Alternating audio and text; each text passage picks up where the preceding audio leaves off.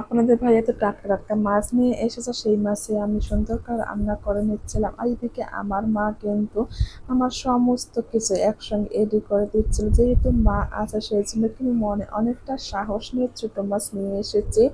কেননা ছোটো মাছ কিন্তু পরিষ্কার করতে অনেক অনেক বেশি কষ্ট করা, অনেক বেশি সময় লাগে। ভাবলাম যেহেতু মা আছে, মা আমি দুজনে সুন্দর করে পরিষ্কার করে নিতে পারবো। হ্যালো ভিউয়ার্স, আসসালামু আলাইকুম।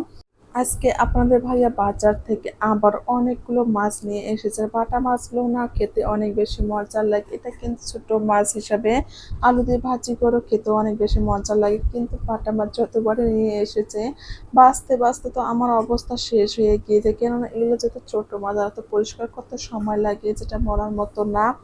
কিন্তু যেহেতু মা আসছে বাসায়, ২-১ দিন পরে কিন্তু চলে যাবে, সেই জন্য কিন্তু মনে অনেকটা সাহস পেয়েছি। এদিকে মা তো বলেছে তুমি কিছু মাছ নিয়ে আসো, আমি সুন্দর করে পরিষ্কার করে দিয়ে দিচ্ছি।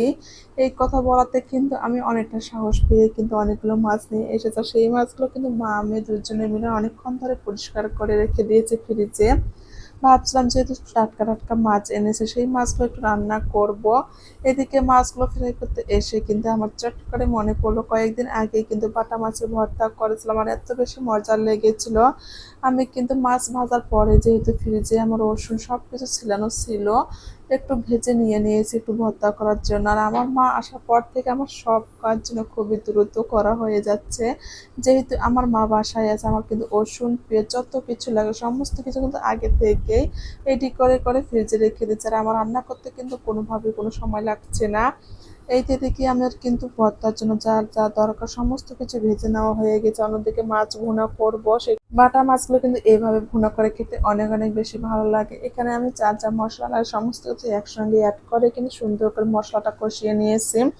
যে কোনো রান্না করার সময় কিন্তু সুন্দর করে মশলাটা কষিয়ে নিয়ে রান্না করলে এত বেশি মজার লাগে। এখানে আমি মাছগুলো অ্যাড করে দিলাম, এরপরে একটুখানি পানি দিয়ে দেব।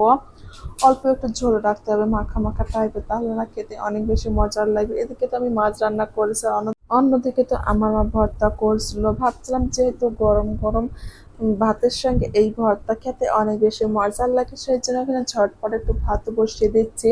আর আজকে কিন্তু আমি ফার্স্ট টাইম প্রেশার কুকারে ভাত রান্না করছি। মনের ভিতরে তো অনেক বেশি ভয় ছিল যে ভালো হবে কিনা, যেহেতু এর আগে কখনো রান্না করা হয়নি, এবারে ফার্স্ট টাইম। ভাবছিলাম যদি গলে যায় কিংবা কীরকম হবে বুঝতেই পারছি না। তারপরেও কিন্তু মনের সাহস নিয়ে প্রেশার কুকারে ভাত বসিয়ে দিলাম। আমার কিন্তু রাতের জন্য অনেক ভাতই ছিল, তারপরে যে ভর্তা দিয়ে খাবো বলে গরম গরম ভাত রান্না করছিলাম। এখানে আমি ১ পট চাউল দিয়ে দিয়েছি, আর পরিমাণ মতো পানিটা দিয়ে একটু ঢেকে রান্নাটা করে নেব। কিন্তু ফার্স্ট টাইম রান্না করছে, এত বেশি ভালো হয়েছে। ভাতগুলো কিন্তু একেবারে ঝরঝরে হয়েছে, এটা দেখে তো আমি অনেক অনেক বেশি খুশি হয়ে গিয়েছি। আমি না বড় হয়ে গিয়েছি, এক বাচ্চার মা হয়ে গেছি, কিন্তু আমার ছোট্টবেলার সে পাগলামিগুলো যেন এখনো আছে। কোনো কিছু নিজের কাজ নিজে যদি ভালোভাবে করতে পারি সেটা দেখে তো অনেক বেশি ভালো লাগে। সবার আগে আমি কিন্তু আমার কাজের প্রশংসা করে, এইদিকে ঝরঝরে ভাত দেখে তো আমি অনেক বেশি খুশি হয়েছি। আমি তো ভেবেই নিয়েছি যে এখন থেকে যখন তখন আমি সুন্দর করে ঝটপট রান্না বান্না করে নেব। খেতে খেতে কিন্তু ভিডিওটা শেষ করলাম। আল্লাহ হাফেজ।